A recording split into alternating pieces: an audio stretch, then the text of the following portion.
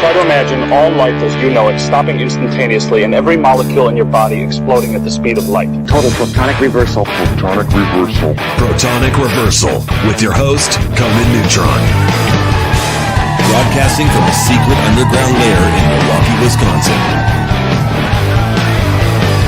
A gigantic middle finger to everything that is rock about music, rock and roll, and corporate power. The thing is, though, if you don't laugh, you're going to go on a killing spree with sharpened nails.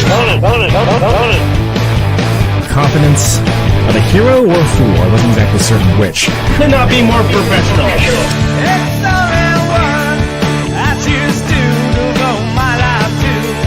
That's okay. It means something. It means something.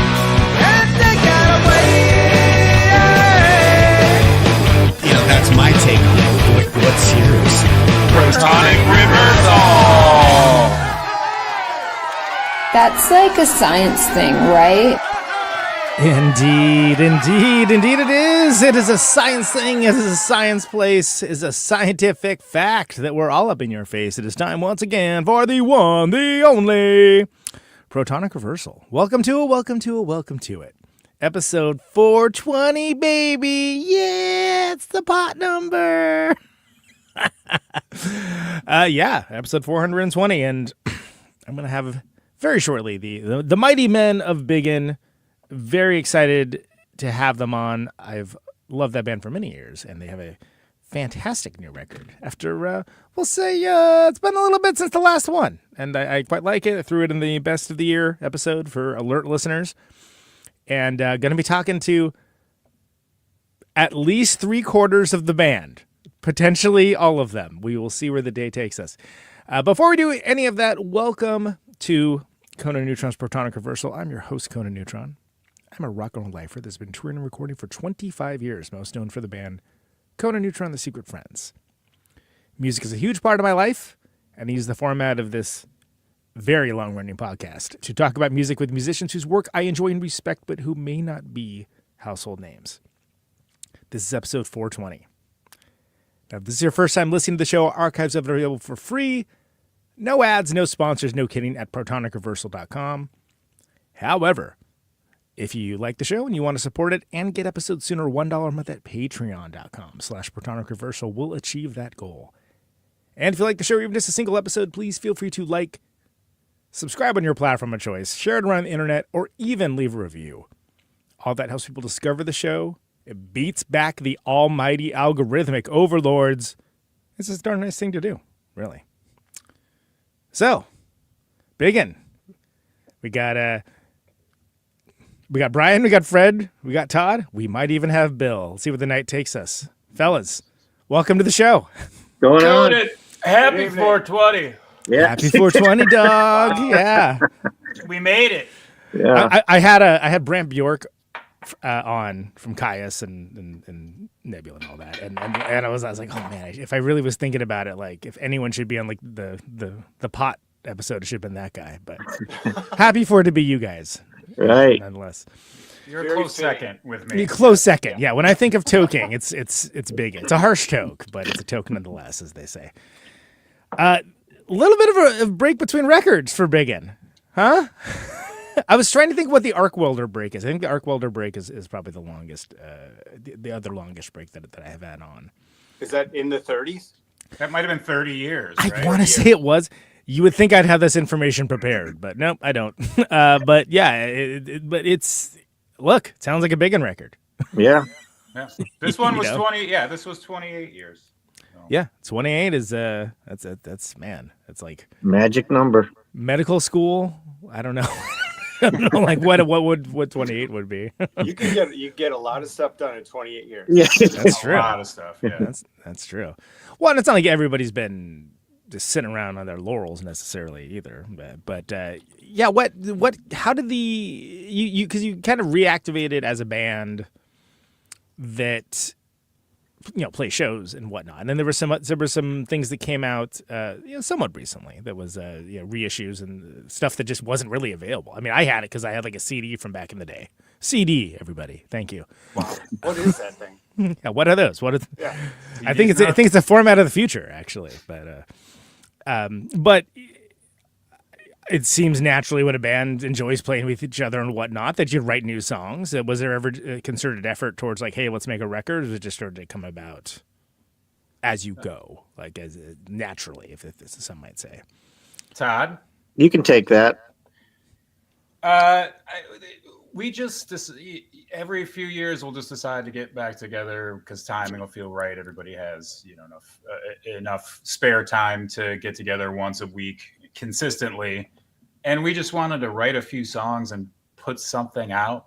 Mm-hmm. Just because we had been so inactive, maybe to be a last thing. We didn't know. We were hoping for 3 or 4 songs. Yeah. And it was Julian from Computer Students who we put out the Discipline reissue with, and Night the Sin sort of nudged us along to get another batch of songs done after we had recorded, to stretch it out, make it a full length, assure us there was no hurry. So here we are. It became a record. We figured it was going to be just an EP.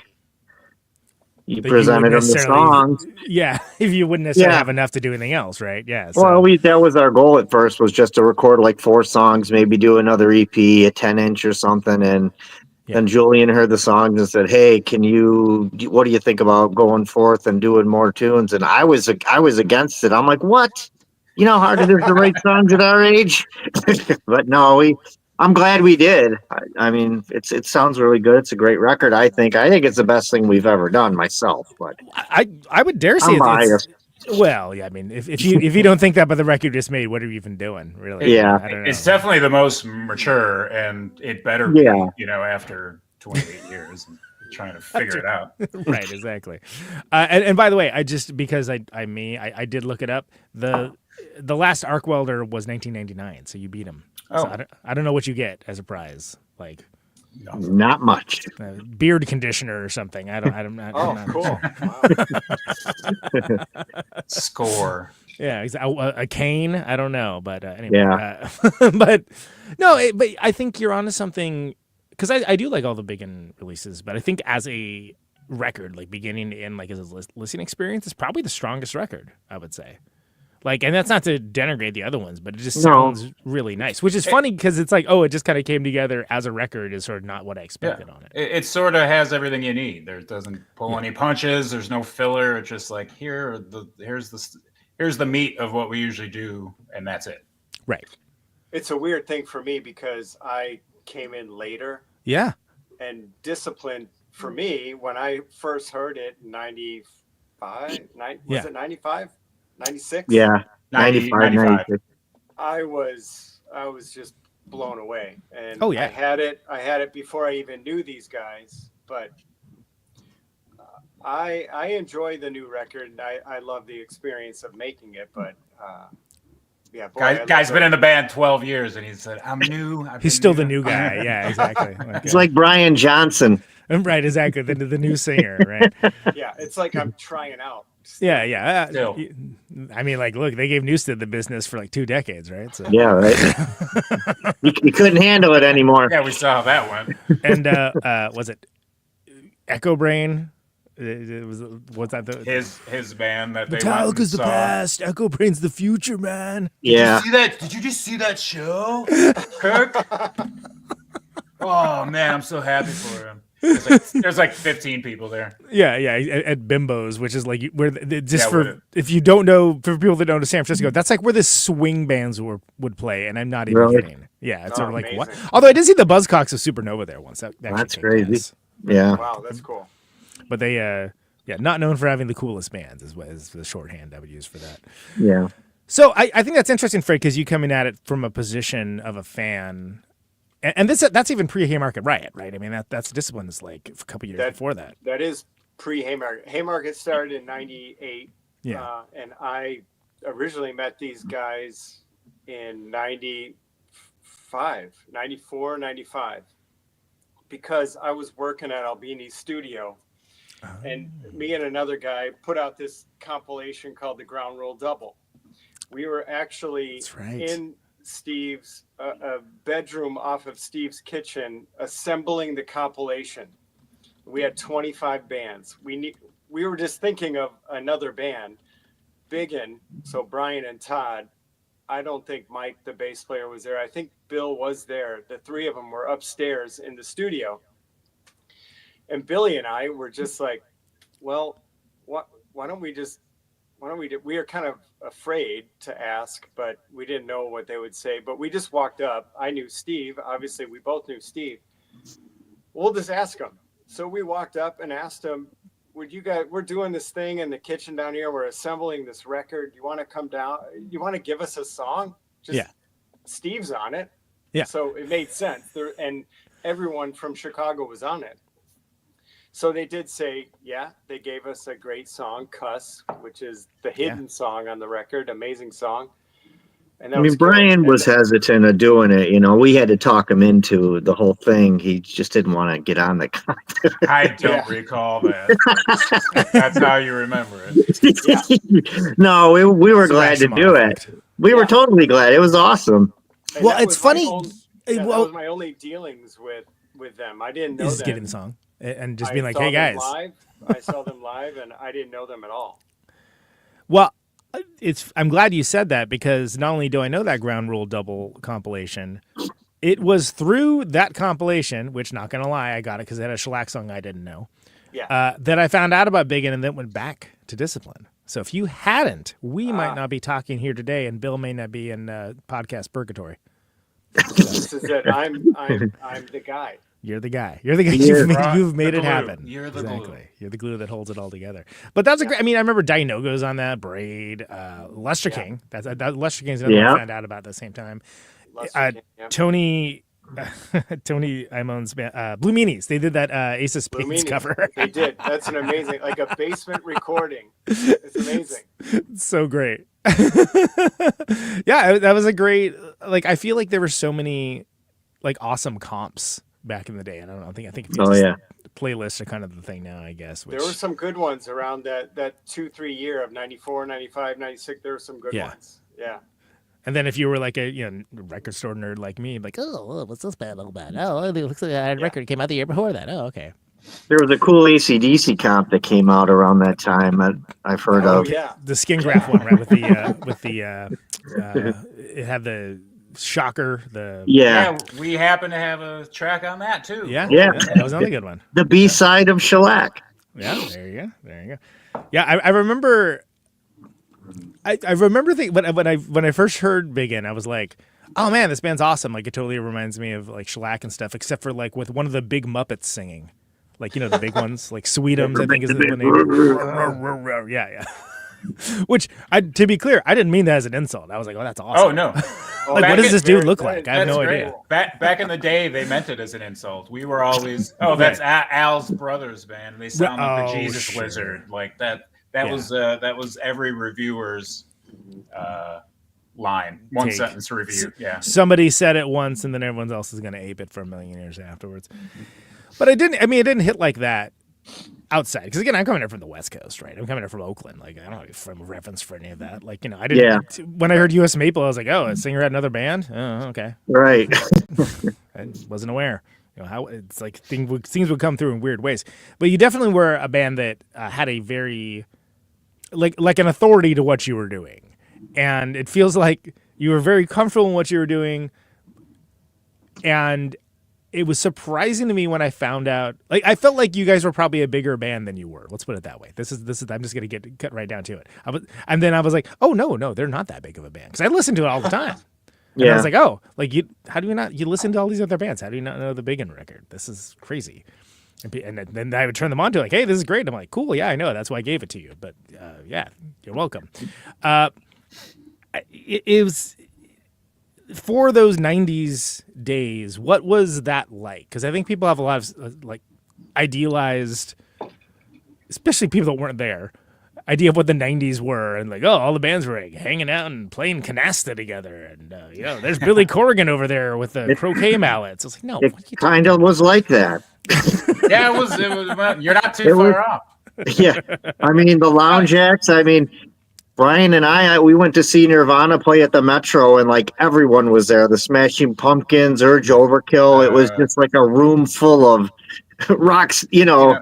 Smaller rock stars. Like we saw at Lounge Acts. We just walk in on a Tuesday night because we were in the area, And Volcano Suns was playing their last show using Urge Overkill's gear, like the like Blackie's kit was, it was like what? Right. And that happened every night. And he's sitting at the bar. Blackie's at the bar, just having a beer. It was crazy. And Brian was like 15. 15. Yeah, I'm like Steve and Tweety used to like tease Sue that they were going to call the cops because I had a fake ID and I was narc you out. And then she'd come like take my beer. Brian looked like he was the oldest guy in the band because at 15 he had a full beard. So I was going to say probably. I would always get carded. They wouldn't even card Brian. He'd walk in with his like plaid jacket and just go by everybody. I'm in the line getting carded. That's great. Well, but it's something where. That's another one. The Lounge X Defense and Relocation comp, right? It's another great comp. That was another one. Where, and by the time I was getting up and out to do that. What's that? We didn't get asked to do that. What are you gonna do? But by the time that I was like up and out and touring and stuff, like Lounge X was already gone, so I missed all that. Lounge X was great. It definitely seemed like a very special place. That was a good one. A lot. The bar was set pretty high for the quality. Even if the quality wouldn't necessarily be the same sound of music every night, it would seem like it would be the kind of place where. I love the fact that Lounge X was so small. You make a club like that now. It was so thin. So small. Narrow. They just packed so many people in there. Just pack them in. Yeah, hopefully nobody narked for the fire marshal too, right? It's like we got turned away for Drive Like Jehu there, and that was like I was devastated. Yeah. Yeah. Oh man, that's as I've said often on this show. The stuff I tried to rip off from John Reese in that band failed completely, and came up with my own stuff for. Man, I owe that guy a drink at least. We all do. Yeah. Totally. I was like, nope, that's not it at all. But that's pretty cool. Whatever I just did. All right, right on. So who are the bands that Biggin were kind of common cause bands, like bands that you played with a lot, felt that there was kinship with, if you will, around that time? I don't even know if there were really any kinships with any bands that we played with. What do you think? Did you feel Brian? like outsiders? Well, I mean, what we were the young guys. I mean, my brother, they were all those guys were 4 to 6 years older. It's like we were the young guys at these shows. We did everything on our own. We got our own shows. No one ever asked us to play locally. Right. We had a few out of town bands that we did to play here, play when we'd be on tour, and like the Martians is one of them. I don't know if you've ever heard of them from Atlanta. No. Look up that record. What was it? Low Budget Stunt King, I think it's called. Something like that. Fantastic. Okay. So there were bands, kind of in our same position trying to do it, but really having to sort of sludge through the shit because no one. Oh, here's Al's Brothers band is trying to get a show. Like, yeah. But I mean, but clubs were good. Like all the clubs were great to us. They'd always get, we'd get great shows. Yeah, and I think there is. I mean, my big example I always give for like kids that are coming at it just without any frame of reference is that, and I bring it up because it happened on tour a bunch. People under the impression that Carp was somehow as big as like Smashing Pumpkins or something. It's like, no, they were not. They certainly were not. Yeah, I was like, I wish they were. I would have made that decade a lot more fun than it was. Right. Yeah. In ways we didn't realize how good we had it. It's like, oh my God, Herbert Walker Bush, Jesus fucking Christ. Like, yeah, please bring him back. Oh, we can't. All right. But yeah, it's something where some of that music sounds like quote unquote 90s music now, right? Like it's sort of like you listen to, like, all right, I get it. We're doing the thing. And some of it has aged better. But I think that the Biggin stuff has, largely because it's more or less band in a room, I think it's aged pretty well. And I think that allows people to engage with it in a way that is not nostalgia based and engage with it on the merit of it. And I think that there's something to be said for the staying power. And that's the Albini thing, right? Sort of like, okay, if you get a good band in a room, then like it's still going to sound good. Yeah, not much could go wrong. You what do you add anything to it? Oh, there's auto-tune on the vocals. Oh, okay. It must be the 2000s then. All right. Yeah. That snare sounds like a gun firing in a video game. Okay. Well, so wet. So wet. So wet. But then there's also something to be said for, a band not stopping, but like slowing down, right? So it's interesting that you mentioned you guys have gotten back together and played regularly. How long has that really been a thing that you guys have like coming back after the initial? Yeah, how long of a run. break was it for the first? We did 97 would have been the first kaput, and then we did a thing in like 2006. Or no, we did like a show in 99 and did a split EP with Oxes. We recorded 3 songs with Carl.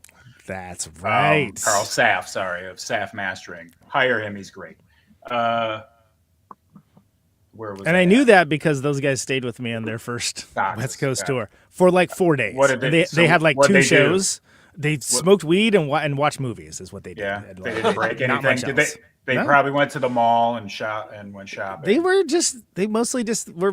So you got to understand, I worked at, my friend worked at a video store and I had 2 VCRs. Now, anybody that's like a little older understands what I'm talking about. But now where like you can just like stream anything at any moment in time. But like they were like, oh shit, yeah, let's watch these David Lynch movies and John Carpenter. And like they basically sat around my house, smoke weed, and watch movies. And I was fine with it. It was great. But they had it was one of those things. That first tour of theirs was like hilarious because they had like days between shows. I was like, who booked this? Like I even knew. Like I was like barely had started playing music. I'm like, I don't understand why do you have these like long swaths of time where nothing is happening? There's so many cities in California. You could play like any one of them. Yeah, you're welcome to you're welcome to watch Lynch's Dune again if you really want to, but it just seems kind of weird. But yeah, I mean they were big fans of y'all's and always going off about it. And I was like, oh yeah, that's that band that was on the Ground Rule Double. I have that Discipline record that I have on CD somewhere. So about a couple years, no activity at all. And then 2006, a friend had a book release he was doing at the Bottle. He asked us to play. We got back together and then did the show. And then got back together in 2011 because Julian had African tape records at the time before it was Computer Students. Noise rock was starting to get discovered again. All those 90s records were getting discovered over there. So he's like, and ours started like selling again like crazy over there. So he's like, would you guys put something out and come over here? And then since about 2010, 2011, this is what we've been doing. Yeah. Yeah. I mean, I think it's probably every band's dream that doesn't hit on a huger level to be like, well, it'll find an audience eventually, right? And then of course the internet, for a while anyway, made that a lot easier for people to discover things that were asynchronously they weren't around to engage with at all, even if they were clued in. And so then you have this whole new generation of people that never seen the band, or they only know it because they right. They push a thing on their thing and it does the thing. Oh yeah, sounds good. What is this again? And that's beautiful in a way, but because that's happening on so many levels, it can be kind of hard to like. Not everybody gets that Death from Detroit moment, where it's like, oh, now we're running around and we're sold out shows and everybody loves this. Great. And then other times it's like, wow, if we got all the people that are really into this band into a room, we would have a sold out show. It's just too bad they're spread out over an entire country and or the world. Right. Yeah. So when does it become a creative entity again? Like, is it just we're just like, hey, we're already playing, might as well write a song or two? I mean, how does that come to pass? Where does that how does that Rubicon get crossed? Yeah, that's just deciding to get together, and if practice recordings get sort of passed around and like, I think there's something here, then we just sort of chisel away at it. You go to work, right. You don't question it. You're just okay. There's still something here. And any part of that change from how it was? Because we do live in the era where it's very easy to get an idea down, record on a phone or whatnot, share through email, what have you. Like, does any of that work, or is it literally just grind it in the room? Hey, cool riff. Let me try to sabotage it, and we'll make a song out of it. All the above. There's some voice memos that go Tell out. him the Arkansas Death Cult story, Fred. Please. I mean, it was just Arkansas Death Cult. It's on the record. It just popped into the voice memo, and it was a whole thing. And I sent it to both of them, and we have a lot of ideas that just we start working on. If we're not into it, we're not into it. It won't work. But yeah, this guy just kind of stuck, and it was good. Took off. Yeah, it took off. Yeah, That's the song with the little I don't know. Did you see the video of that song? I did. Yeah. Yeah. It's a fun little video. So yeah, he sent a completed bass song, and I wrote the drum parts in the shower, and then we got together, and it's a song. That's. I feel like sometimes, and I want to go through all the songs of the record and talk about those. Ideally, with Bill, we'll see. We're getting our top researchers on how to get him on the show here, but sometimes songs come pretty easy. Sometimes it's not as easy, right? I mean, it's we've all had the song where it's like, I know that this is good. Why isn't this working? Yeah. Exactly. Or I know I've heard this somewhere before. Well, there's also that too. Like, I have heard this somewhere before. Yeah, that's Hotel California. Smoke on the water. Wait. Taking care of business. Okay, all right, fine. Yeah. All right, let's reverse the chords, and maybe we've got something. Yeah. Exactly. On the record, Todd, you played 3 or 4 chords out of piss poor on the record, and that song was written just like spur of the moment at one practice within 5 minutes. Yeah. It was done. Yeah. It was amazing. Conan will run through them, Fred. Settle down. Yeah, we will. Remember that time? Well, yeah, and I want to give the record its due, but I feel like also you mentioned, how did the Oxes split come about? I wanted to ask you about that because I almost forgot about it until the other day, where I literally saw it when I was moving. I wasn't moving the records. I was moving something in front of the records, and I saw it. I was like, oh yeah. So I'm talking to those guys soon. My friend Dave Wnukowski, who I play in a band called Neutrino with, started a little label to do splits called Box Factory Records. Did I think 90 Day Men, Go Go Go Earhart, a couple other ones, and we did the one with Oxes. He asked if we had any sort of songs laying around, and that's when we sort of got back together a couple years later and recorded them in the basement where Carl was recording bands, and said, "Here, put it out." And then we went inactive again for 7 years. We didn't do anything with it. We just here, have some songs. Well, did you know the Oxes already? Oh yeah. We knew Nat. What was his first band on Reptilian? Oh, Haberdasher. Oh, right. Yeah. That was a good one. Yeah. So we would, Neutrino would play with them all the time. We became pretty good friends with him, and Mark would always be at all the shows. So no, we just sort of, and Chris, we just sort of became friends with those guys. Yeah, sure. Well, and it was a good, good match. That East Coast prankster sensibility and Midwest analog, I guess, if you will, to a certain degree. Sometimes like oil and water. Yeah, exactly. As some of the best ones are. And then, of course, you had Spare the Horses, right? Classic. Yeah, that was when Julian had African tape, and that Mike was still in there. That was right before Fred joined, because then we went over to Europe to do a festival for that label and a couple shows around that, and then Bill smashed Mike's bass on stage, and Mike was done. That was it. Good. Yeah, he was done anyway. Yeah, he was already like not. He planned on being done. He's like, this is it. I mean, we weren't even for sure if he was going to come to Europe, come over to France when we played. Oh, man. Brian had already talked to Fred. Fred was ready to go at a drop of a hat. Yeah, we were playing Sorry, Fred. in Haymarket Riot at the time, so it just made sense. Yeah, because it's not only does he know and love the band, but you have that lexicon of playing together in another band that you know how somebody plays. Even though Brian Bianis from Cougars will tell you that he was the first choice, but he wasn't. He just gets drunk and says that. So if he's watching this, drunk. you didn't get it. You're drunk. He was drinking all night. Yeah. All night long. It's funny. Well, and that's interesting too, because I remember that I was like, Biggin record? Really? Like, I just didn't have any frame of reference to it. I didn't know any of that stuff. I was like, oh, that's cool. Right on. I was like, oh, sounds like a Biggin record. All right, cool. That's neat. And then I would ask, like, hey, anybody know what's up with this? No, we don't. Okay, cool. Yeah.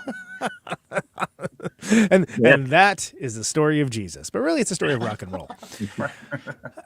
So then it starts being something where so when what show, Fred? What's the first show that you played big in? What's the first? Was it Europe? We went to Europe. We did a full tour in Europe. Nice. I believe that was it. I think that was your first show. That was the first show. Yeah. Yeah, that's funny. That's it. Yeah, talk about getting jumped in. Jesus. That was it. And then there was maybe one or two Chicago shows after that. Maybe a Milwaukee one, but then we went inactive again till 2018. Yeah, like for 5 years we didn't do anything. Why ruin a good run? Not doing anything. We tend to do that. We tend to ruin a lot of stuff. We do. We did occasional practicing, and then we started working on XMSN. Yeah, well, and that was another one where at least I had the frame of reference of being like, hey, there's a new Biggin record, and everyone's like, yes, there is. I'm like, cool, validation, fantastic. Cool, same power chord again. Well, it did diminished, but it's and that sounds like another Biggin record, right? It is definitely. I think did Steve record that? Steve and Greg? That's the last thing we recorded with Steve. Yeah, both of them recorded that. Sounds pretty good. It sounds pretty good, that rock and roll. Yeah, I remember him saying after a take, I thought I remember you hitting harder. I was like, you awesome. son of a bitch. Yeah, you SOB. All right. Cracks knuckles. All right, let's do this. Let's see how hard I can hit. Yeah, then Brian tries to record the record with no headphones on. Remember, Fred? Oh yeah. Oh, wow, that was ballsy. That's bold. I've done it a few times. Yeah. Okay. All right. I hope you're on. We're not playing. He's still going. It doesn't matter. Yeah. Just jazz suddenly. I don't know. Now it's a Don Cab record. Right. Exactly. Inadvertent Don Caballero record. There you go. That almost could be a Don Caballero title, even. So there you go. Almost a Don Cab record. Yeah, exactly. That should be the name of the next record if Damon ever does one.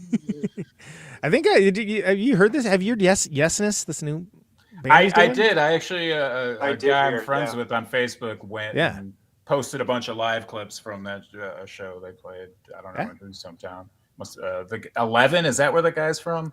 The guitar player? What's the name of the band he was in? Oh, I don't think it's 11, isn't it? Isn't that Johannes's band?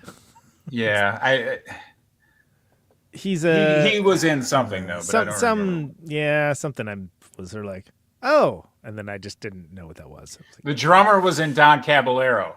Yeah, that's exactly that I know. Yeah. The parts I heard, I was like, I was like, it's kind of funny. It sounds a little bit like Battles. The parts that I heard, like I know, I was like, I wonder if would he be pissed off if I said that? like a groove Battles, like like I mean, Battles has had many iterations as well. Those first EPs, it was like, wow, this is like Storm and Stress. This is like art rock, and then it was like, oh okay, and then this one song's good. It's like, oh, this one song's very popular. Oh, this one song's very popular. Oh man, that's the one, huh? Okay, but no, I don't mean that as a bad thing. Just sort of like, I guess it's a natural iteration of what they were doing off of like American Dawn and whatnot. It's sort of their version of the Grateful Dead or whatever. I don't know where I'm going with any of this, but I would love to see that band. That's I don't know the guitarist, but seems like a good kind of shredder. Anyway, screw them, they're not in this show. So Knife of Sin comes out, and was that just sort of you had some songs and like let's make a record? Like what was the? I couldn't tell you. I think we just got together. If only I could find someone that could. Yeah, had a Bill probably has that story. No, I think we just had a handful of songs and we decided to churn out like 2 more, so it'd be a nice lengthy EP. I think 2 of the ones that sound like they were written really quickly were those 2.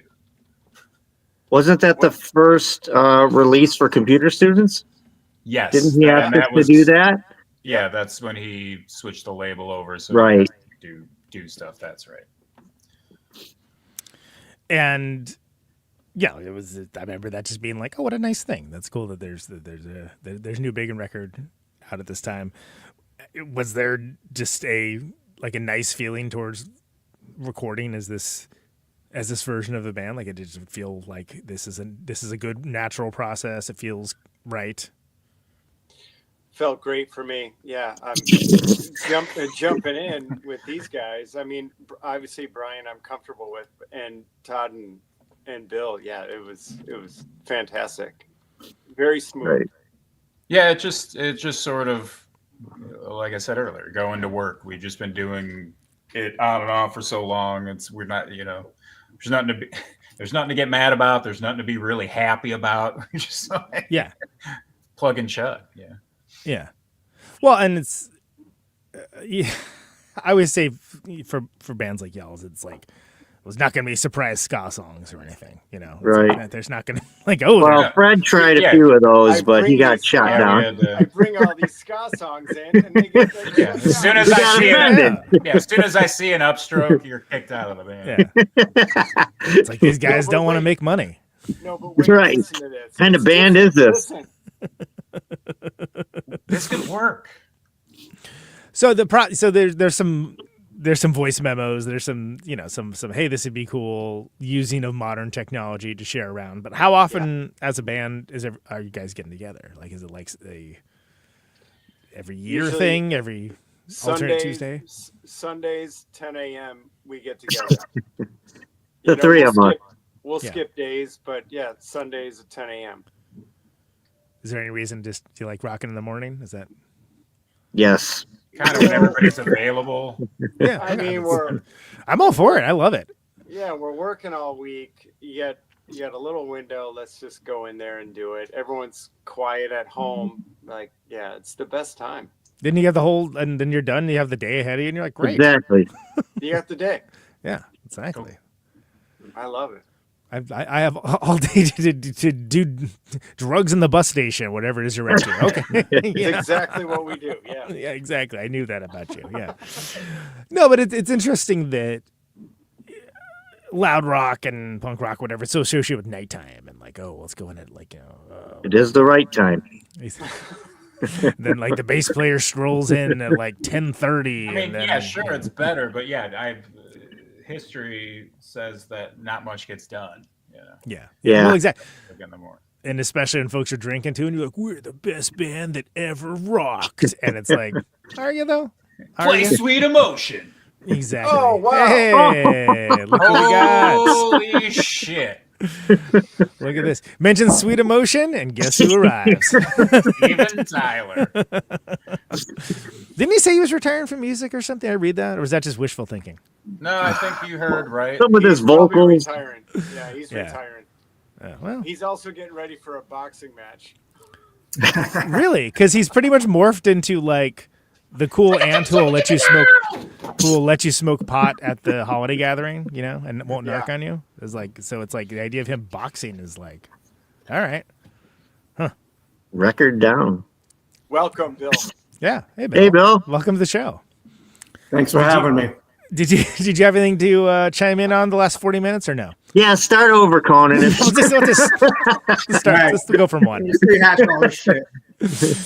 Yeah, I mean, we're pretty much just bringing people up to speed for the history of the band. How great comps were. Let's see what else, and then on again, off again. We just kind of talked about. If you have anything to contribute for Knife of Sin, you want to talk about that at all? Like that's where we're at. or not. You know, that's good. Just take your time. Take your time. Hello? Okay. Yeah, Can you hear us still? Yeah. Can you hear us, or what's happening? All right, repeat the question. Yeah. Okay. Knife of Sin is what we're up to. Did you have any thoughts about Knife What's Knife the of Sin? question? Thoughts? Question. Why? Thoughts? Why or Question. why not? No. Care for it. Can you just tell me about the creation of the songs on the record? We haven't had any. We've heard from these jokers like for 40 minutes. So I'm just wondering where you're coming at lyrically. You know, the process for writing for that record specifically for this iteration of the band. Tell me about the process of that. We were sending you recordings, yes? I vaguely remember doing it. This guy sucks. There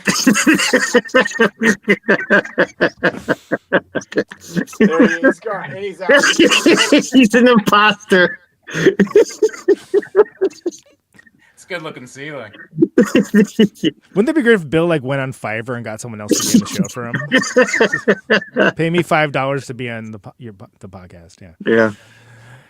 No, but the reason why I ask is, the whole recording technology being where it's at and being able to collaborate remotely. It's a lot easier than it used to be. It isn't like I'm gonna tape something on this 4-track and you have to have the same. I can't even get on the fucking podcast. It's not easy. It's not easy. The struggle is real, Conan. Yeah. It's easy. So, Yeah. yeah, writing lyrics for the band in the modern era, we'll call it the modern era of Biggin. Like, how is it? What are you, a guy that keeps things in a notebook or something, or do you have to hear the music, or what's the scene here? I very rarely get to hear the music. I usually show up and I have to kind of wing it. I try to take some notes and write some shit down, and then Brian kind of guides me through it, and I make it happen. Now, are you a kind of find the sound first before you have the words ready kind of vocalist? I don't know what that means. I mean, like think of the Stooges, right? Like think of Funhouse, where not the Three Stooges, Bill. Not the Three Stooges, though. No, sadly, no. They may have a record. Right. I'm not talking about. No. I oughta. But meaning the rhythmic punctuation of it first. Like, are you finding it out? Like some people do nonsense words or have their own thing that they do. Manana kind of situation. Invoking it's just it's a hodgepodge. It's a hodgepodge. It's a hodgepodge. I do whatever I can. Yeah, but you write a lot of lyrics. You wite stuff down. I do. You come quarter always prepared. have stuff I'm writing, and right. Some songs I'm prepared for, and some I'm not. Sometimes I don't know. I'm not prepared for this podcast, apparently. Well, you got there. I mean, it's like, vocals go last, right? So we usually do them first, but he does have a notebook with all handwritten lyrics, and they're kind of fleshed out ideas. So when we were recording side A in Studio A, I gave him some gummies. I just said, "Come on, just take this." And I think maybe the third song in, he's in there going. He said, "I thought I had the lyrics." Pulls it, rips out a page. He's like, "These are no good. These are no good." I'm looking at the pages on the ground. They're blank. There's no words on. And then he got to the words and he killed it. I think that's the best I think it's underrated. And I think a lot of times people, when they hear, I forgot they were all in my head. There you go. That's what they need to be. Sometimes people can make an assumption that what's being said, if it isn't cranked up 40 times louder than everything else, maybe isn't important or doesn't have worth. But I always felt the vocals were very distinctive in the band. Oh, yeah. And something that, again, distinguished early on. I don't know if you heard my it'd be the second time I invoked the Muppets tonight.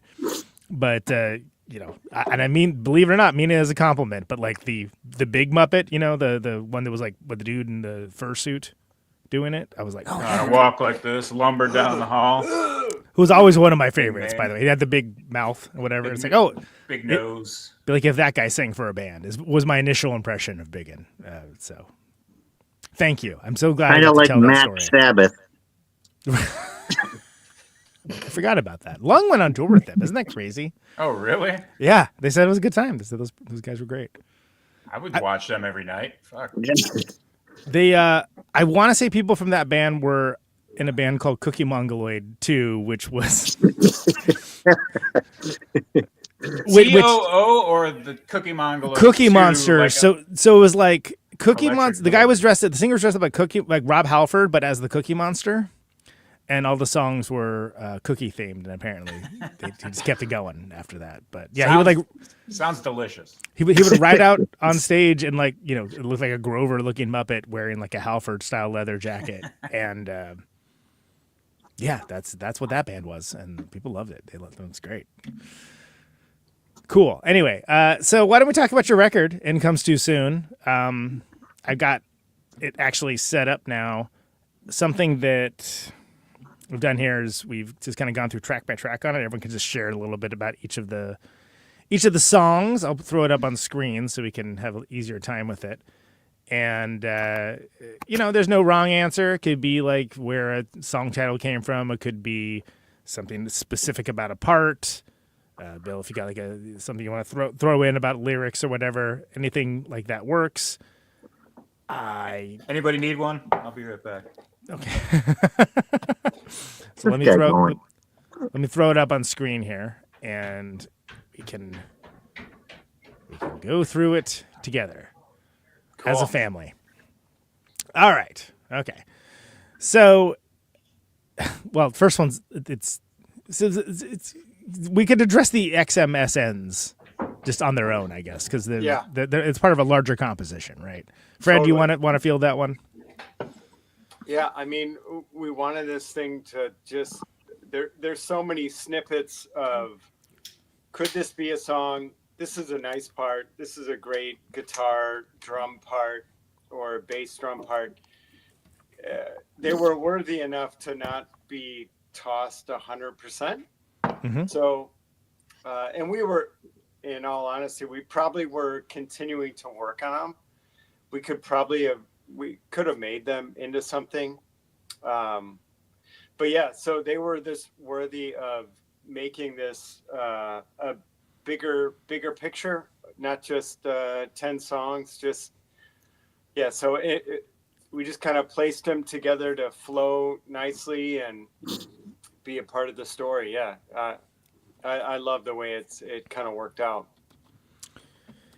Yeah, the three things I was thinking of is that there's the Fugazi record where they have the little kind of interstitials almost of the sort of lower fidelity practice space recordings and stuff. And then Thinking Flowers Union, they would do that a lot as well. We did it on our other 2 LPs as well. That's right. It's been a constant theme. It's a cool. Six Finger Satellite did that also. I always dig that kind of thing. I think it makes for when you have it's almost like a narrative thread in its way of just kind of going in and out. This is the first time they've had vocals on them, though. That's true. Before on other albums, it was just music. And that tell them about the vocals. And I recorded the vocals in my basement on my phone for these, and then sent them to Brian and Shane, and then they went from there. So those are just phone recording vocals? Sound pretty good. I mean, that's crazy. Amazing. Wow, technology's come a long way, man. Yeah. You can literally phone it in now. Good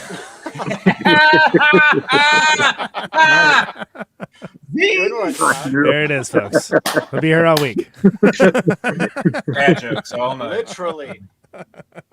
So I mean, normally I would go in order, but anything else you want to say for for the words on the XMSN, specifically 17, but any of them, anything you want that springs to mind other than I think kind of amazing for a high fidelity record to have it just come from phone vocals. We're that good. Todd, anything to add? Yeah, I mean, just like what Fred said, I think this was it the side A or the side B stuff. We just kind of winged it in the studio. I don't think we even had those riffs at all. The B side, Brian? The riff from the B-side? We had both. I don't think we did. I think one of them we just wrote in Studio A as we were going. I don't know. That was like 2 years ago. I mean, we had the part, but we just sort of, Fantastic. you know, we did it. We did a little improv. Right. Yeah, no, they're cool. It's fun. I love jazz. Right? Brian, you were away when you started this up. Anything to add to the XMSN pantheon of discussion? No, I mean, I always love putting the little snippets on the records. I thought they just sort of wove them together nicely. The XMSN designation, it means transmission. That's sort of like the short term. Oh, sure. Designation. Okay. And the 6 numbers are from the cover of Discipline Through Sound on the face. Oh. Yeah. Did I just blow your mind? Wow, no, that's cool. I like that. That was the designer in me when I was doing the artwork. It's all connected. It's all connected, people. Now, I'm the right kind of nerd for that. I like that kind of thing. So those little Easter eggs. Yeah, it's good. Okay, so let's go with Todd first now. South of Loathsome. Tell me about that one.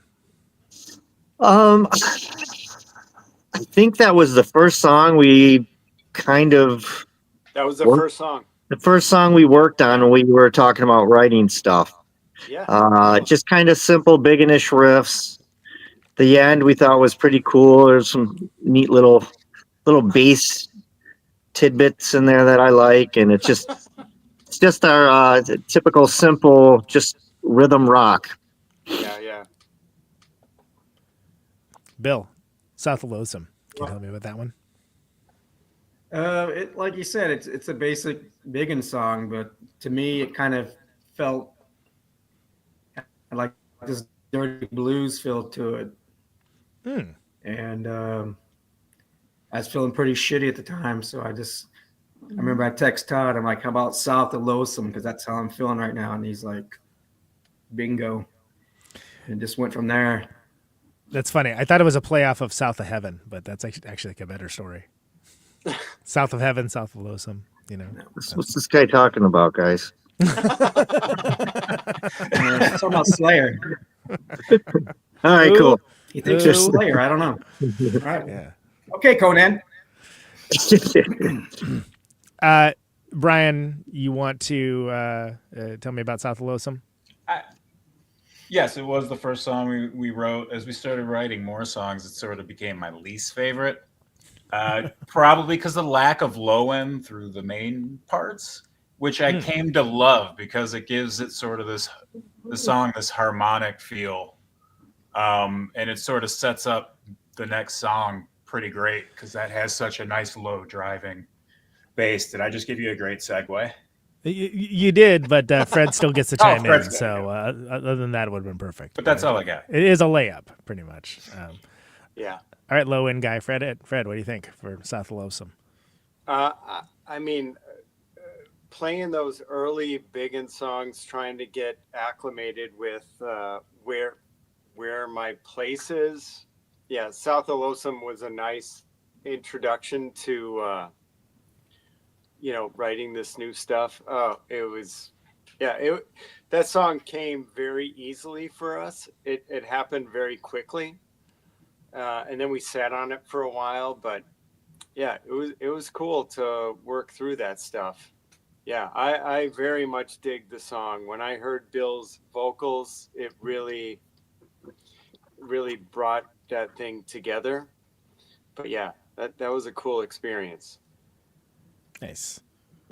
So let's move on to Them Wolves. Bill, you'll start us off on this one. I don't remember recording this song too much.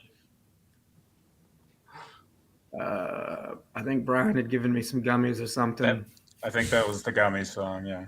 Yeah, and I could barely talk. I think that's why I said the same lines over and over, because that's about all I could coherently get out of my fucking head.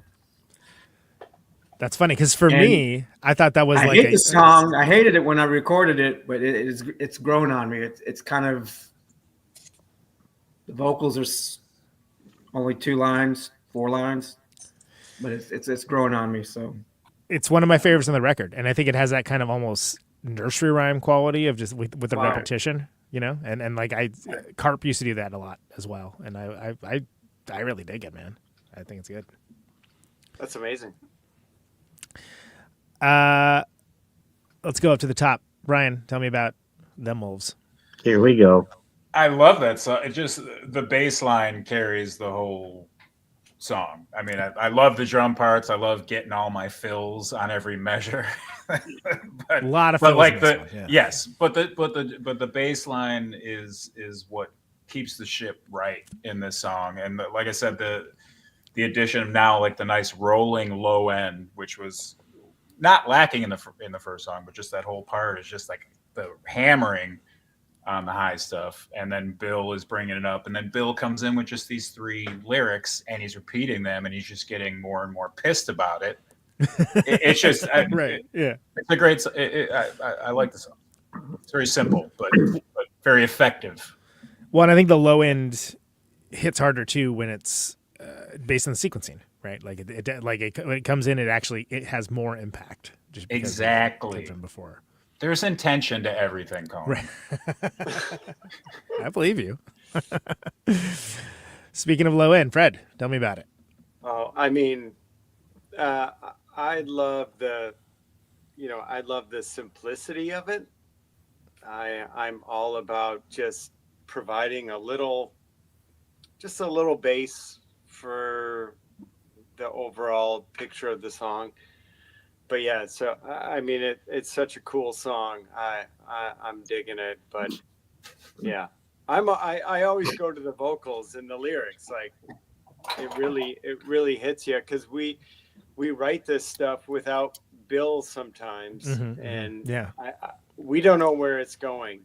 When Bill gets involved, it really changes the whole thing, which is super cool. Is bass your first instrument, Fred? It is the first and only. That's it. You play a little guitar. And some skin flute. Yeah, I have many. Thanks, Todd. All the skin flute and guitar, but only in bands. I've only played bass. Yeah. Master flautist. Yes. Yeah, that's it. All right, jokester Todd, what do you got for them? Yeah, I can agree with the guys how it's simplistic. A lot of our stuff is very simplistic. We just kind of base everything around just simple riffs, easy to listen to, basically easy to play, and a lot of start-stop stuff. And this song basically represents all of that. Brian did this record. He's done a lot more Tom type of stuff, which is really cool. Yeah. So it's a pretty cool song. Nice. All right. So Transmission 24. Transmission 24. Rewind and listen to comments for Transmission 17. Yeah, I was going to say we can probably skip the transmissions. I got to say, I don't even remember what it is. Well, I'm trying to think of what 17. The next. So if you notice, the transmissions are all sort of affected, or there's different treatments on them. Yeah. We did that on the other 2 records as well. That was just like Steve's idea on the first record. Right. Because we recorded these little snippets of things that were not finished, and we're like, could we do something? He's like, why don't you just I could do this on one version, and we could just have the bass going. So he kind of gave us the idea. Oh, interesting. Wow. Cool. All right. One of the transmissions is from the old TV show, The Outer Limits, the intro. Hell yeah. I just kind of took it and twisted it and changed the words a little bit. So, love that. Outer Limits, definitely for the true heads. I feel like that's got to be streaming somewhere, though, right? It's got it. I feel like it had a better hit ratio than Twilight Zone, but Twilight Zone also has more episodes. Right. So, whatever. Take that what you will. Stick around long enough, you'll eventually tarnish your legacy, right? But then you can bring it back and make good on your legacy. Yeah, absolutely. I liked the Jordan Peele Twilight Zone had some good stuff in it, actually. So, but I thought Outer Limits was more for that's for if you really know, then you know Outer Limits. So, dead ahead. Let's see. I think Brian, you should go first on this one. Outer Limits is on Pluto for free. So dead ahead. Pluto. I don't have that. Yeah, everything else it's paid, but they're all on Apple TV for $1 an episode. Learn something. Dead ahead. I don't know. I think that just started as that was just like a suggestion song. Like, I'm gonna do a beat. That's not how it went, but okay. Let me tell my verse. And you Lies. guys are gonna do this. Wrong. It was Fred's bass. Fred. That's another one of Fred's songs. No, it's not. Da da da da da da da da. Yeah, that's all it was. Yeah. No. Okay, Todd. What is it? Remember, Fred? I sent you that on the beginning on a voice memo. Do you not remember that? Like your voice? No, I sent like an acoustic part of just the beginning, and then you wrote that part, and then we brought it to practice. I just sent it to you. So you guys did that behind our backs. Incredible. We did, and you loved it. You guys never let me hear it until we got to the studio. You're like, I got a surprise for you. We wrote a new song, and you're going to record it today. Okay, so we wrote it. I think 2 weeks before we went in. Right. All right. Wow. This is the first time I heard it was in the studio. Wow, that's really high. Surprise! In the studio. Oh my god! Yeah, and it's one of your best takes.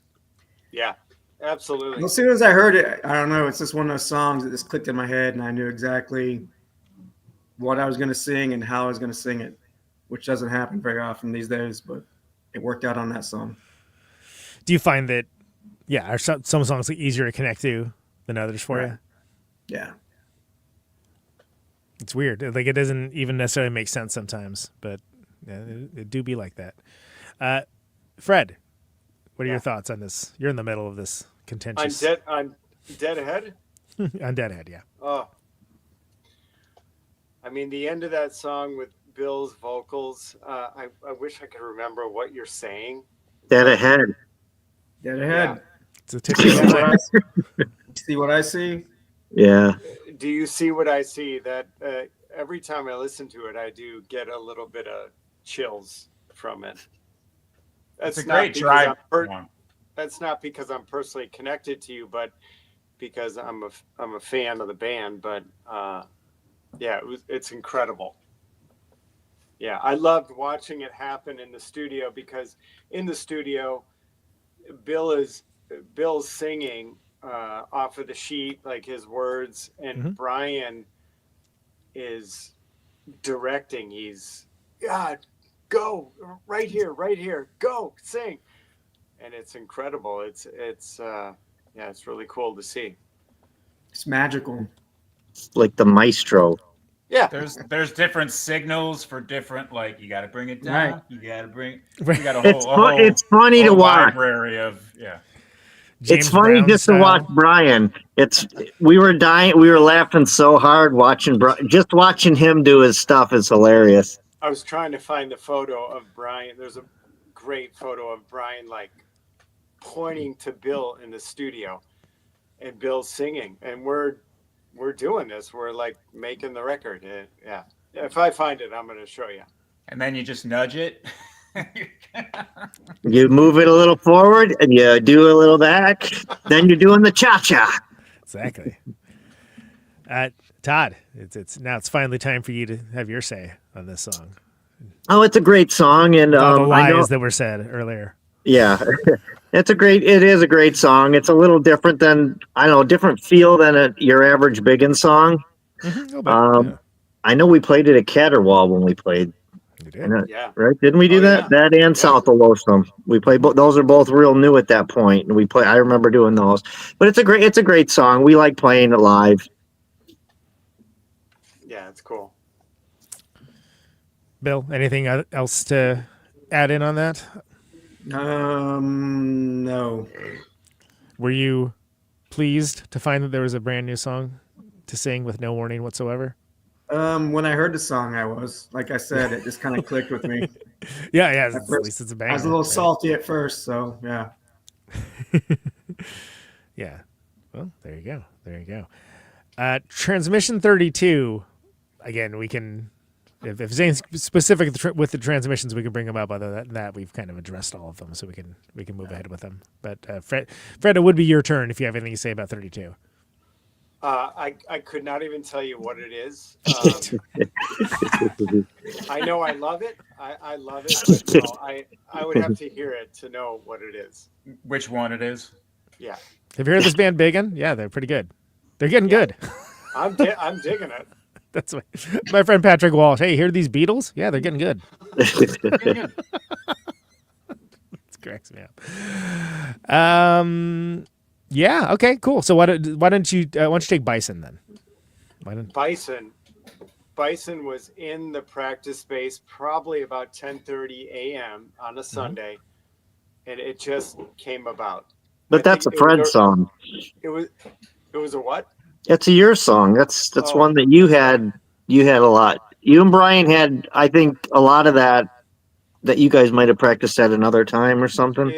It was just a couple of notes, yeah, just a bow, bow, bow, bow, the back and forth. And once Todd heard it, it kind of grew on its own, and we found a couple things and we just went for it. Yeah, that was a quick song. Yeah, we loved it. Yeah, came together quickly. Todd, you got anything to add for that? It was a fun song to record, like all the feedback and stuff at the beginning. Like I did like an Ebo track of just feedback. That was a very. I remember Brian and I saying, "Oh yeah, Todd, why don't you just like go fly up high, like go high and do something." I was thinking, from my background, I was like, "Why don't you do like a Fugazi thing, like when we were practicing, flying." Just like a flying octave way up high. And 16th note stuff. Never did. Yeah. That was very cool. Yeah, I'm a big Ebo fan, especially in heavy music. I think it's underutilized. Yeah, they had a lot. It was pretty cool. I need to get one of those one of these days. I wish they were easier to use live because they never work out live, but high propensity for failure, and then you're just sitting there like a jackass. You got this thing in your hand, looks like a vibrator or something. Right. Not making any noise. I don't know. Right. Question your decisions. Bill. I really liked the song. I wasn't a big fan of the vocal tracks, but I'm not a big fan of the side A of the vocal wise anyway, but it's all started to grow on me. And the ending of Bison, I really like, where it gets kind of wild and crazy, and Todd lets loose the guitar a little bit. Give me a little room to let loose myself, and it was magical. Yeah, honestly, Bison with the guitar, that is very, it's not traditional biggin. Yeah, right. It's a little different. Really, yeah, it was very nice to see Todd like take it on. They're such cool animals too. Actual bison. Yeah. Has everybody seen one in real life? Oh my God! Oh, yeah. I kind of feel the bison is my spirit animal. I've said that many times in text threads. Yeah. Nice. And then Brian said he wanted a bison burger after you said that. So it's delicious. No, I was lucky enough when we were visiting Yellowstone one time, and there was just a bunch of them that just walked as a herd, like onto the road. And it's like, what are you going to do? They're just going to, you're going to wait for them to leave.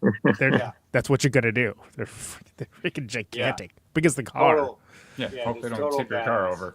I mean, I was even in the van, and like the bison was like, "Yeah, my head's higher than you." I was like, "Okay, you win, bro." The bison don't care about vans. They will just go. Yeah, they're not interested. But they're beautiful creatures, and it's beautiful, amazing. You know, even if you know that they are indeed biggins, they are. They are biggins. All right, so transmission 40. Oh wait, I said Brian. You didn't get to chime in on Bison, did you? Yeah, I like. It's a one-part song. It's great. We've done plenty of one-part songs. This one it's got a nice progression build to that big end. Bill makes the song. The vocals are great. I always say it's our Killdozer song. Like it's kind of like, sure. And I kind of love it for that. And I love it. I totally can see that. Yeah. Yeah. I've heard other people say that too. But I mean, hey, even Killdozer isn't doing that anymore. So just leaving it on the table. Someone might as well do it. That's right. We're here for you, shows. Brian, starting off with you. Anything specific with Transmission 40? No. What the side B is the dun, dun, dun. No. Yeah. No. Wait, Yeah. It fades up. Yeah. Yeah, that was kind of an old part, and we had worked. We kind of had that thing as a whole song at one point. The transmission for this side, but it just sort of we didn't like it. Just went on and on and on. So we recorded what we had, and that's sort of what we cut up. I like the when it goes to the syncopated gang. I love that. That's just sort of that's the machine. Yeah. It sounds good recorded in that room. So let the room be the room, and let the riffs be the I think riffs. make some sounds. Just make some sounds. It's a favorite transmission on the album is 40. 40. It's a cool way to kick off side B too when you listen to it as a record. Like it's a neat way to kind of get. Is that abbreviation? Is that like a nautical abbreviation, or where did that abbreviation come from? Could be. I thought it was like more space, like NASA. I think it's mechanical. It's mechanical. Okay. I think so. All right. Well, now I know. I know it's half the battle. Is there anything specifically for 40 before we move on? No. Cool. So we'll go on to Arkansas Death Cult. Fred, kick us off on this one. Arkansas Death Cult was a little baseline I sent it to Brian first, and I sent a full song to him. I think I got a response back very quickly saying, "Hey, I like it. I know exactly what I'm doing." And then we sent it to Todd, and I think we just hashed it out in the space, and it came about pretty quickly. This is my personal favorite on the record. It's a great song. Yeah, it's good. That's definitely one of the highlights for me too. Todd, tell me about it. Yeah, basically what Fred said. I don't know if I heard it before practice. I think you were kind of worried, Fred, that I wouldn't like it. I remember. And then I started playing like my part like right away, and you're like, "Yeah, play that." I mean, I do remember that, and it just kind of came together. It's a great song. The drum intro is hot. It's just it's a cool song. Vocals are great. It's a great song. I do. I remember being like, I don't know, man. I might even mention to Brian. I don't think he's gonna like it. Well, that's a great song. It's fun to play. Bill. Arkansas Death Cult. It's one of my favorite songs off the album. Just a lot of dark imagery in it. Oh yeah, going through a dark time, and I like the imagery of like Southern Baptist snake handlers. Yeah. So I kind of tried to put that in there a little bit, and I wanted to make this song as dark as possible. It's dark, but well, that's what it's got that video too, right? I forgot about that. It's got that weird ass video. It's pretty wild. Yeah, it definitely has that. There's some jacked up southern things happening. There's some things happening. for lack of a better term, right? That American Gothic-esque element. Yeah. Right. Yeah. All the way back to the old school murder ballads or something, but modern sensibility. Brian. Great song, super fun to play. Yeah, Fred sent me this. He said it's kind of there. And I agreed. I'm like, it's A B C. You're done. Mm-hmm. The exact thing I was gonna do came right to me, and these guys know me. I change shit all the time. But I play this, and I told Fred was thinking it was just gonna like bang through. That's what he was thinking in his head. And I when I brought it in and played it, he's like, "Oh, I didn't think so." And I'm like, "Luau, Drive Like Jehu." Yeah. Oh, yeah. Yeah. So that was like, I don't know why that beat came into my. Anyway, it doesn't do the bell, so it's kind of my thing, But no, I was like, it's just that beat over it. And I'm like, just such a. Because it's got that kind of relentless forward motion almost. Right? Yeah, without being too over the top, like too fast, too over the top. It's just a pocket thing. Yeah. That's right. That was the first thing you said to me. It's going to be like Luau. Anyone ever been to Trombino's Donut Shop? No. I have, and it's incredible. They're great. Yeah. The donuts are really good. They are rock solid. All the names are like funny, but it's like, oh no, and they're expensive. Don't get me wrong. Yeah. It's like, no, these are actually boutique donuts, and it's real. It's not a shtick. I mean, it is a shtick, but it's not just a shtick, I guess. Piss Poor. That's the next one. So let's Todd. I think it's Todd, right? Yeah. I like Fred mentioned earlier, that one came really fast. I think I just was screwing around with a riff, and Brian said, play that. Like if I don't keep playing something for a few minutes, I forget it instantly. These guys can tell you that. It's like they'll say, you're not playing it the same, it's wild. Right. Yeah. But it just came together super fast. It's basically one riff, and we talked about that before. Like, we need to write like a one riff song and see what happens. I don't know if that was on this, but it just was pretty fast. And I think we one practice and it was just, it was done. Yeah, that was it. It was done. Nice. Bill. I remember Brian asked me if the beginning was a little over the top with the drums, and I said yes, but keep it that way. It's a fun song. It's just I like singing it. My vocals.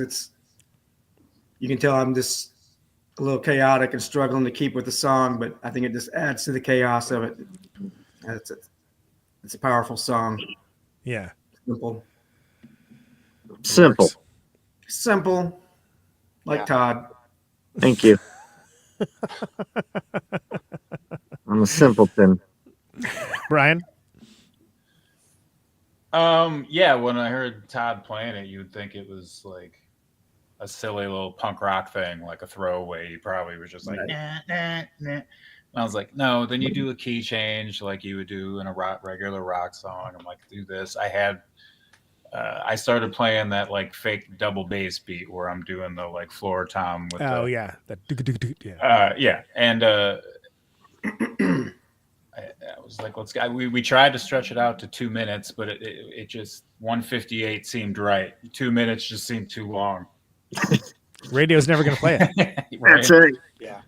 Yeah, it's just a fun song to play. The beginning, I wasn't married to it. I asked everybody, I'm like, do we keep that or do we just cut and come right in? I don't need to do I'm like, but I'd love to do that and be like, just like, da, da, da, da, da, da.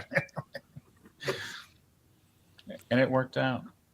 Yeah, absolutely. I love the intro, and it for me as a bass player, I feel it's the closest we have to a Black Flag song. Oh, yeah. Okay, sure. Yeah. Perfect. Yeah, totally. Yeah. Oh. And I totally love that, and that's why that song just kills for me. Reminds me of Slip It In. Totally. Yeah. Yeah. Nice. I wouldn't even have thought of that until you said it. But I was winging it. Reminds me Nervous Breakdown. Yeah. Probably more nervous breakdown. Yeah. Yeah, there you go. Anyway. We love Black Flag. You wouldn't think it, but we do. Yeah, I how many mean, times you play? I still want to cover Black Slip It riffs? In. Yeah, you play Black Again. Flag riffs in the basement. Yeah. Yeah. And I got to say, intro to Six Pack has to be one of the coolest bass lines ever written in the history of mankind. Oh yeah. Absolutely. Yeah. It's like if you Tony would always if he'd played new bass, he'd start playing that. I was like, yeah, that's other bass players now know what's up, because if you're playing that. Yeah. Thanks, Tony. Transmission 44. This is 44. Anything with this transmission that we want to get? We're putting hold on, let me solo. Nice.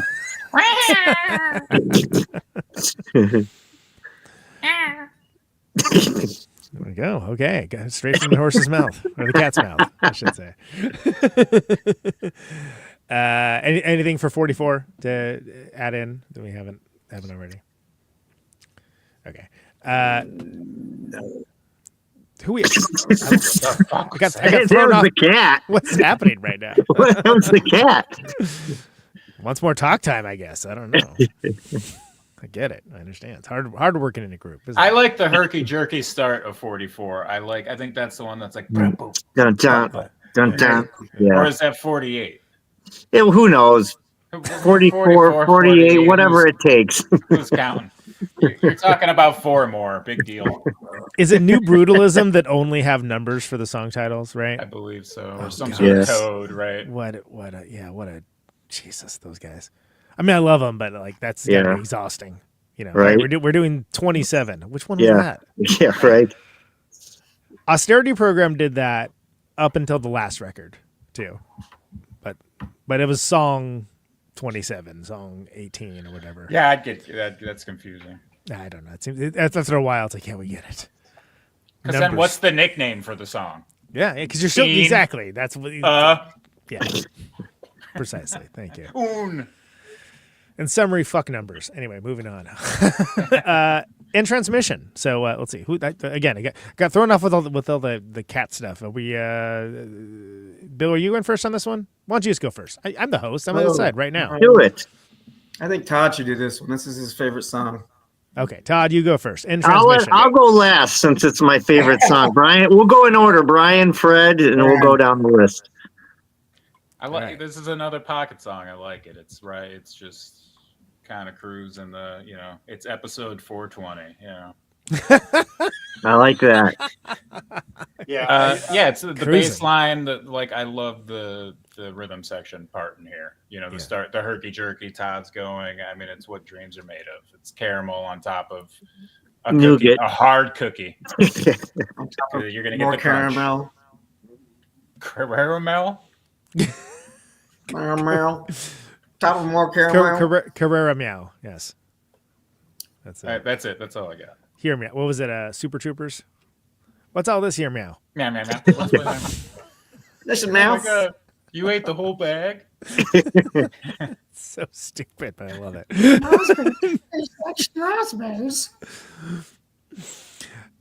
Fred, in transmission. Oh, yeah. Hit me on that one. It's a very cool song. Anytime I get to play some bass chords, I'm really down. I'm down with it. And this song totally needed some chords. Very into this song. This is cool. I love Bill's vocals on this. It's really. I love you, really Fred. Really made it for us. Yeah. But yeah, I love the process on this song. I remember this. This is just like a couple of weekends of working on a song, and it did just kind of work itself out, and I really dig it. Todd, what do you got in this one? I can agree with all that. It's a great song. I do love the vocals as well. This is one of my favorite songs on the record.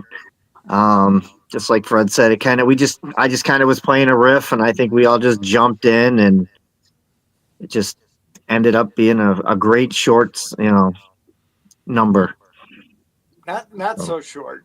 It's almost 4 minutes. It's about Yeah, I 4 was gonna minutes. say it's I don't know. I could put. I love the song. It's just a cool tune. Your Simple, guitar is- very Your simple. guitar is killer. there you go. Always. Bill. Yeah, it's a great song. I think it's a nice little change up from the other songs. A little bit, Yeah. reminds me a little bit of Dying Breed, maybe. Really, Yeah. that's not where I was going with that. Oh, okay. Yeah, I like the vocals on it, so that's a plus. That's a great song. Yeah, you're seeing you like side B overall better as Yes. on the record. I think so. Yeah, Interesting. that's just me. I mean, It's a mixed bag, baby. right? Okay, how about we go with To Hell with the Sun, and Fred, you can start us off on this one. I actually do start this one. Exactly. Yeah, it's I don't know how we came about with this song. It could have been I might have been noodling around, and then Brian was that little thing that do. That's how songs happen for us. But yeah, I dig this one a lot. Again, I always revert to Bill's vocals because he brings it to another level. But yeah, I'm happy the way this song turned out for sure. Todd? Yeah, that sums it up pretty much. I think this was the first song we wrote for side 2. Am I right on that, Ryan? I think so. You're correct. Yeah. So, and I think we got kind of sick of it after a while because every practice we started with that. And then when it got moved down and how we recorded it, I think it turned out to be a better song than I think we thought it was going to end up. Yeah. Worked out I like the pretty well. vocals. I like the lyrics. And Bill, you can elaborate a little bit about those lyrics. He certainly can because it's his Right. turn. Yes. Well, this was the last song that we recorded in a long day, and I just kind of went in there and wanted to get it over with. And "To Hell with the Sun" is a lyric from another song off of Discipline Through Sound. And I don't know, this song, I like this song a lot, but I hate listening to it. It brings up a lot of bad mojo and whatnot for me, but I kind of just went in and poured myself into it.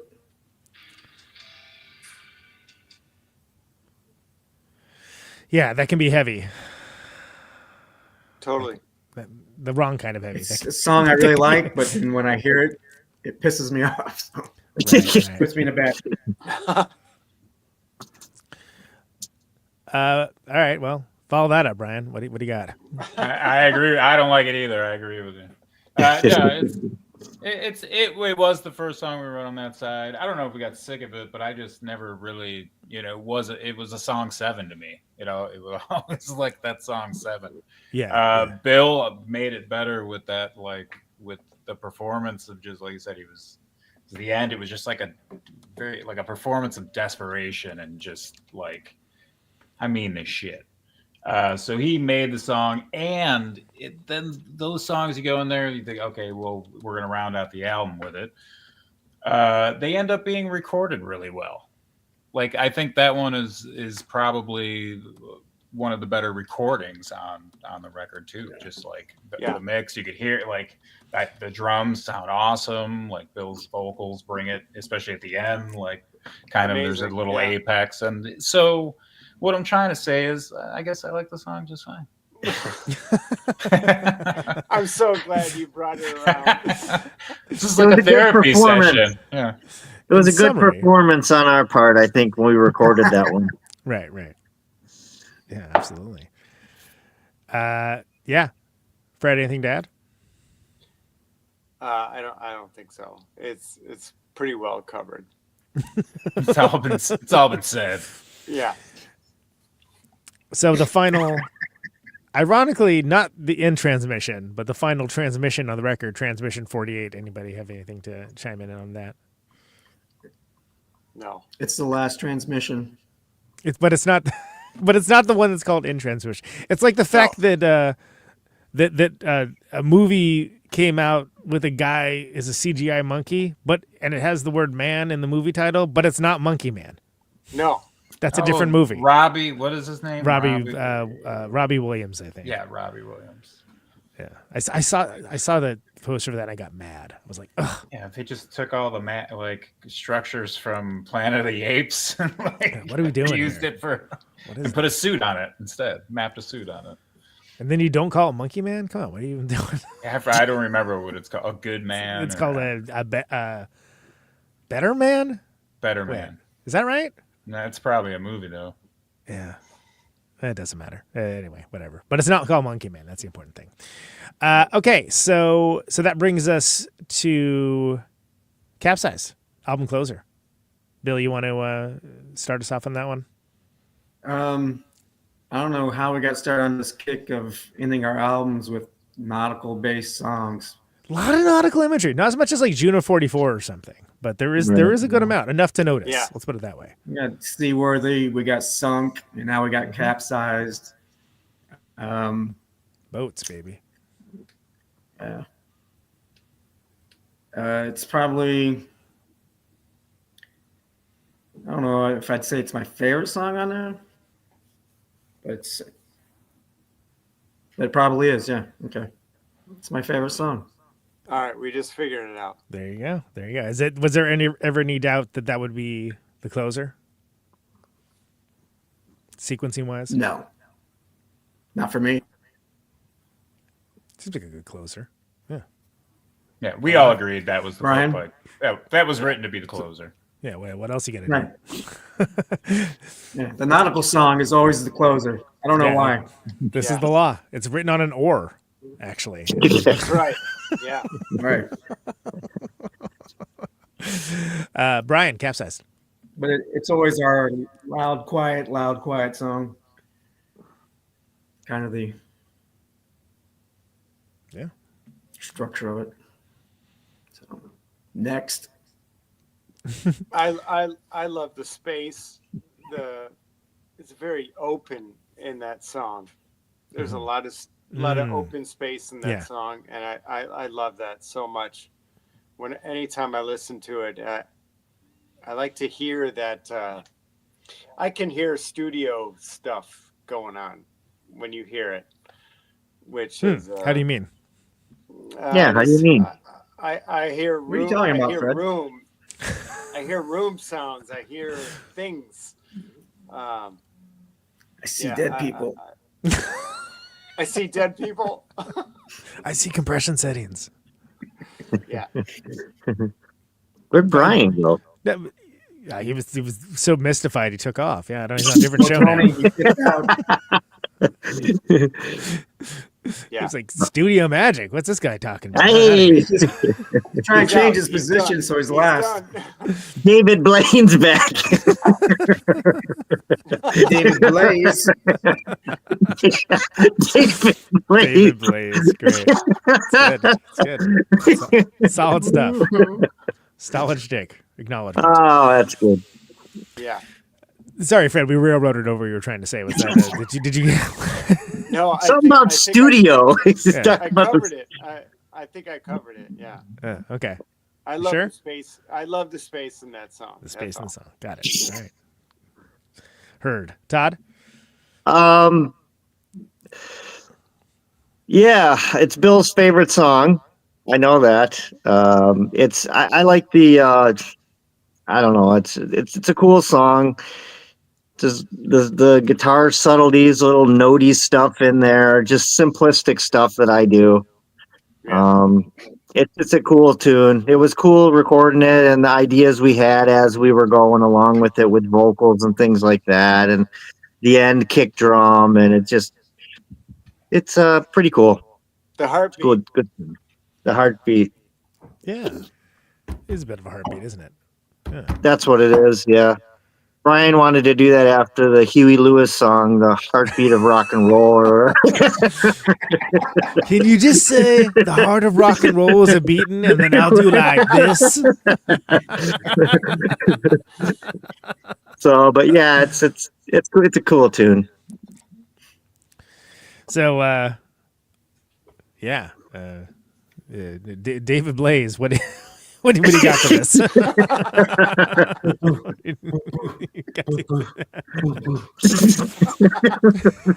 Are you in a straitjacket? Oh, it's a pseudo straitjacket. Okay, I should be. Commitment to the bit. So yeah, when you listen to the song, yes, we should probably be made fun of for it, but but the execution, it makes no sense. The execution of it, and just it does have a little bit of a pop sensibility, just because it's very, it's kind of an Alice in Chainsy song. What the hell is he talking about, Fred? Get this guy out of here. Go with work. Hey, Blaze, you're out. Johnny Blaze, get the fuck out of here.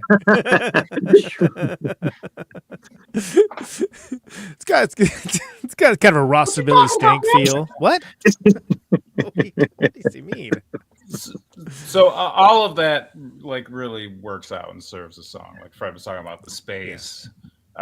Yes, the heartbeat is intentional. But Bill kind of makes the song, and the "Where's the Captain? Fuck the Captain" lyric is kind of the MVP lyric in my, and then it's the last song. It just sort of it's a nice little send off, fuck you. Yeah, it's a nice closing sentiment. Yeah, it's like, all right, now flip it over. Yeah. Let's do it again. Once more. Go back to the beginning. Once more with feeling. Yeah. Yeah. Okay. Cool. So, you have the record in front of you, Brian. I'm gonna go and solo you here so we can see that in its glory. Pretty cool looking. Where did this? It's a computer students thing, I know, but where did this packaging style? How did it come about? He just had the idea for it. I think he found a place where he could source the bags. Yeah, it's super cool. He just looked into it. And then he was like, I think I could, I want to do this. I want to make it, have an aesthetic to the label, not just put out records. I know it costs them a lot of money, but the end product can't be cheap. Yeah. And they're shitty to store, in your collection, because they just they fold off anything. Yeah. But they're beautiful. But they look super rad. So, and Biggin is nothing if not about looking super rad all the time. We try. There you go. Wait till you see the shirts. There you go. All right.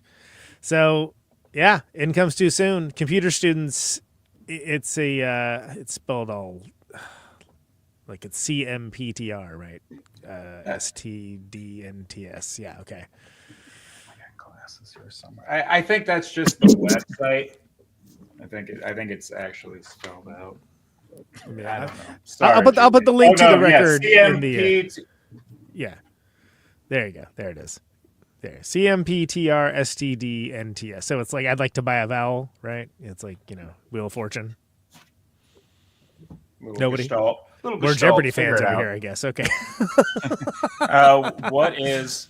Could you put that in the form of a question? Good. Well done. But yeah, you can. It's a great record. It was on my favorites of the year list, and thank you for that. It definitely was. Thank you. Yeah, thanks, Conan. And we want to thank Julian for that too, because he did an amazing job putting this record together. Brian did all the artwork as usual and designs everything, and it's an excellent record, excellent packaging. Yeah, I think it's as a listening to a record listening experience, I think it actually might be the best record. Wow. So take of that what you will. Wow, they all have their charms, and I do much like American Psycho. I do celebrate the entire catalog like Huey Lewis, but yeah, I think as a record, it's a fantastic top to bottom listening experience. I hope people thank you for saying so. Listen to that way. Thank you. And it's not something I say lightly, believe me. Great. Anything else about the record? Anything else in the world of Biggin that you fellows want to share before we start closing it down here? I love this record. Yeah. If you haven't bought it yet, go to CMP. He already said it.com. We're playing a record release show. You are. Right. I'm coming down for that. You are. Oh my I'm going to come down for Did that. Yeah. Did you get a ticket yet? If you I did not. Okay. Okay. Maybe I'm not coming down for We that. We got you, Conan. Okay. All right. We got you. I guess that's the thing I should have been thinking about. But Don't worry about it. We got you covered. You got a great show. I actually remember because it's why I wanted to schedule this when we did, so there'd be time for it to go to the general feed first before it happened. But yeah, that's a great show. That's a solid show. So that's anyone in Chicago, Mr. obviously. Flies, Year in Hell, Burlington Bar, March 1st. Yep. Fred, hold that shirt up. Conan, look at this. Oh, what's this? Look at what we got. Let me. We got this little shirt, and we previewing merch here. Got a little work shirts. Oh, look at that! Look what that says. Oh, sweet. On the sleeve. Beanie. Yeah, that's awesome. I like that. That's amazing. That's really cool. I'll have to pick one. Show the rest of the shirt. I can't. I don't know how to do the thing. You're doing it. You're doing great, kid. You got a future in this business of apparel modeling. There you go. You get the big one right there. Oh, look at that. Oh man. I predict that these will go like hotcakes at Caterwall. If We only made 5. But if you go at Caterwall, we'll make more. That's yeah. I was the one who was like, we don't need that many hats. I'm like, oh man. We need hats. Sorry, what do I know? I'm from California. Oh yeah, and that's right. We're playing a little festival. Yeah, that's right. Yeah, May. It's going to be a whole gathering of weirdos yet again. Doing it again, folks. Thank you. Excited to see you fellas play that as well. Anything else? Anything else we didn't cover that we missed that we want to make sure that we tag in for the listening audience, not just on the record, but the band in general. How about just life in general? Everybody should just love each other. Just be nice to each other. Just be nice to each other. I mean, I know you'll see me crabby now and again, but sure, I love all you guys. Learn to take a fucking Love joke. you too. What's that? Who are you talking to? Me? Everybody. The world. Who's he telling to take a the joke? world. I see. This is like general advice. What? He looks like he's taking a mug shot over here. Unibomber. Witness protection over here. No, that's anybody else. That's all I got. All right, so it's all good. Last thing we do. It's the only canned question I ever ask on the show. Everybody's going to get a chance to answer it, and you can choose to interpret it however you like. No. So, Fred, we're going to start with you. Why do you do what you do? I appreciate the work. I appreciate getting together with the buddies and finding an idea and working it out and seeing what happens. I like that process. And these guys are cool. I like them. They're my guys. Yeah. Todd, why do you do what you do? I could agree with Fred on that. It's great being in a band with a bunch of cool guys that you've known for a long time and you actually get along with 80% of the time. They know I'm an egomaniac. I say I write all the songs half the time, but it's Ryan has to put us all in check here and there, which it's a riot. But it's been a long road and it's been a lot of fun, man. It's been good. It's been good. We joke. Bill, why do you do what you do?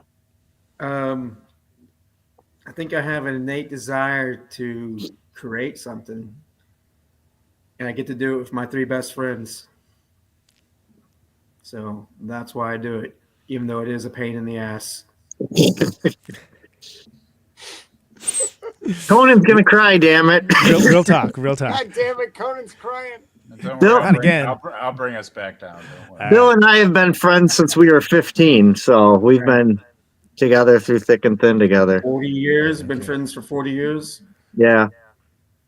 That's awesome. I'm gonna fucking cry. God damn it. Brian, why do you do what you do? I've been playing music since I was 15. I don't know what else to do. It's great that I can still play with the same people I played with for 35 years. Fred, I've been playing with for 21 years now. Yeah. I have to keep doing it. I want to keep doing it with these people. So I think it's kind of a win-win situation. Like, I don't know anything. It's probably to my detriment, but also my savior as well.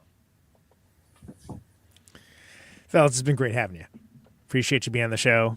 Thank you. Going into so much information on the record and the band. And like I said, coming down for the record release show. So I'll see you soon enough. All right, Conan, thank you. All right, Fred, Todd, Swayze, Bill. Take care. Blaze. Until next time. See you. All right, thanks, Conan. Blaze. Thanks, Conan. Blaze up. All right, there they go. That's biggin', everybody. Hope you enjoyed that. Let's hear something off of the. Let's hear something off the new record. Let's hear. Actually, you know what? Let's go a little crazy with this. Let's actually hear Capsize.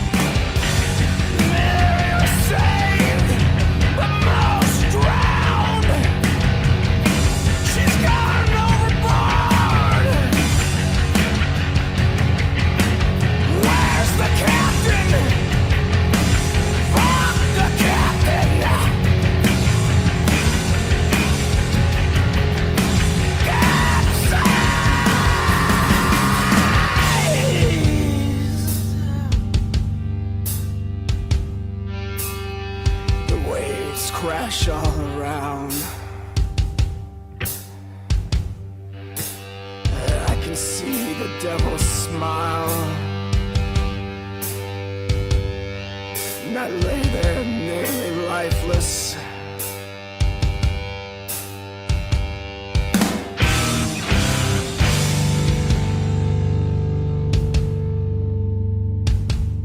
Many were saved, but most drowned. Where's the captain? Fuck the captain.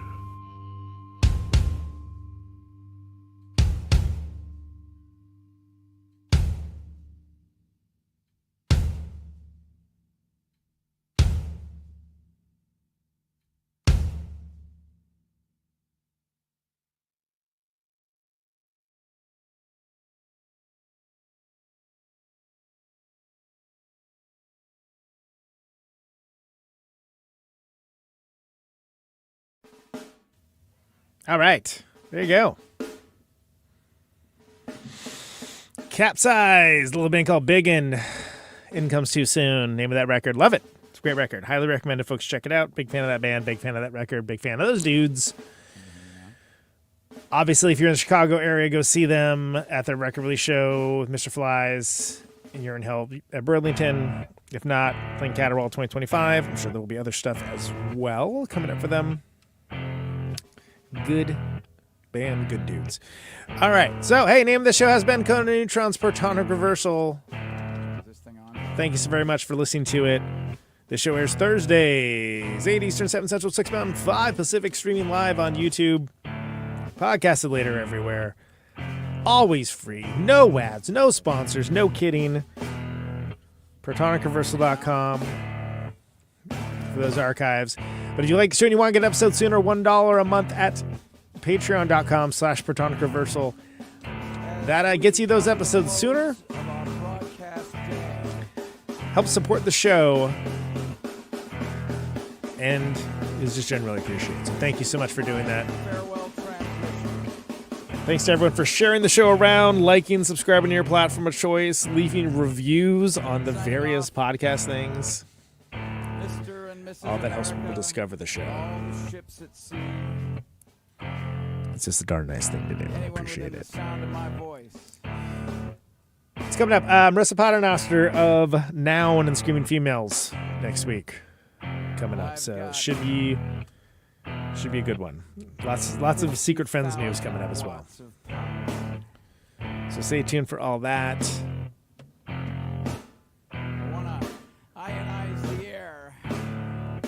Ray Washam with Scratch Acid coming on for the first time since episode 12 or something like that. So that's gonna be exciting for the Scratch Acid release. Microphone box set. Turns sound into electricity. Stay safe out there. Can you hear me now? And shake your Out on Route 128, you're dark and lonely. I got my radio on. Can you hear me now? Can you hear me now?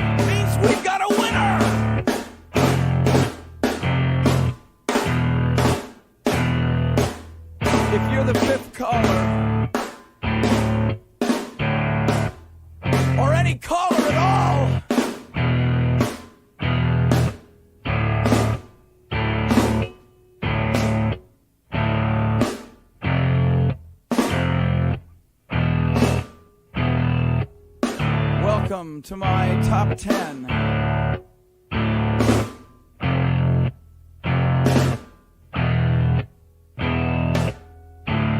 I'd like to thank our sponsor. But we haven't got a sponsor. Not if you were the last man on earth. She was prepared to prove it. This one goes out to a special girl. But there is no special girl.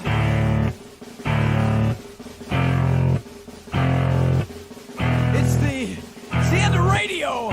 The last announcer plays the last record. The last what? Leaves the transmitter. Circles the globe in search of a listener.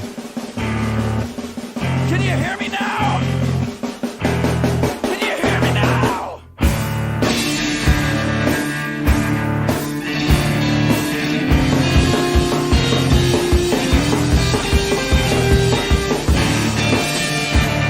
Can you hear me now?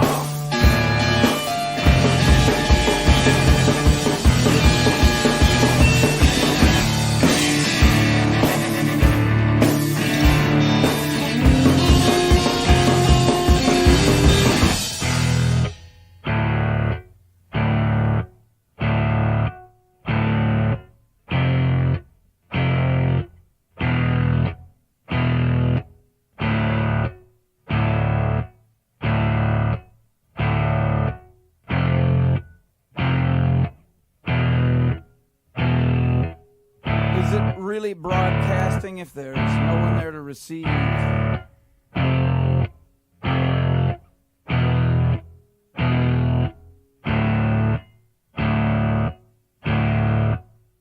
the end of radio. As we come to the close of our broadcast day,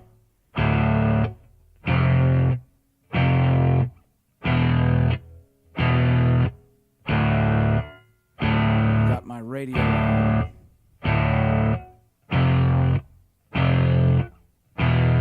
Can you hear me now? Can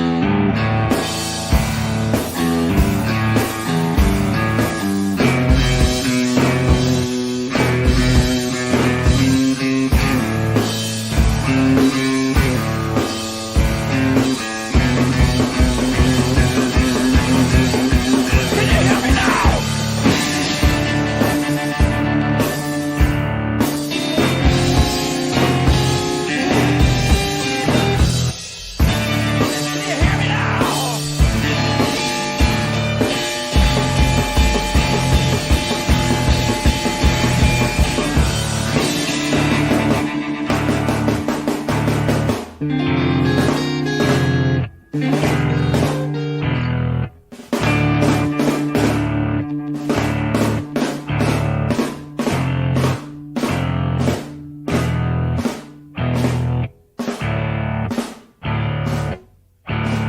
This is a test!